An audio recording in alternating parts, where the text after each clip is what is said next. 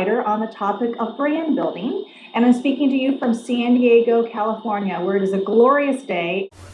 My favorite disruptive hero is actually my mom. Now, she passed away over 10 years ago, but she was and continues to be a really powerful influence in my life. She was kind of one of these super women who did everything, and that's why she's my disruptive hero, because she didn't really know that she wasn't supposed to do certain things.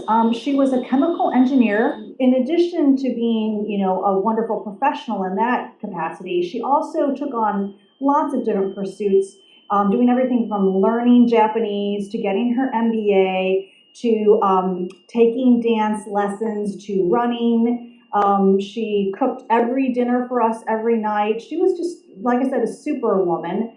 And the more I think about her and her influence on my life, the more I really consider her one of my biggest heroes.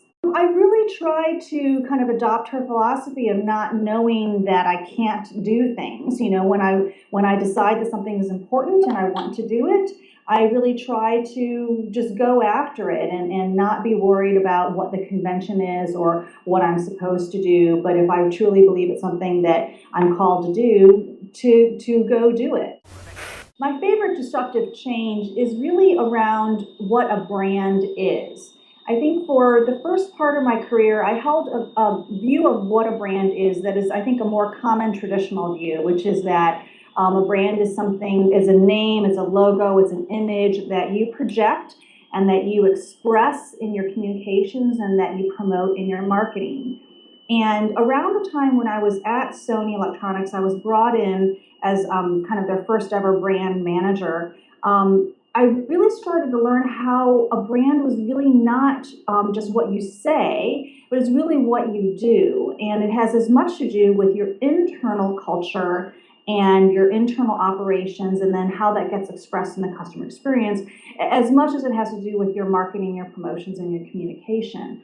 And that change, that disruption has really shaped the second half of my career, where I have developed tools and approaches that really try to help companies do brand. So as opposed to promote or express or communicate their brand, actually operationalize it, actually make their brand something that they use on a daily basis to shape everything that they do.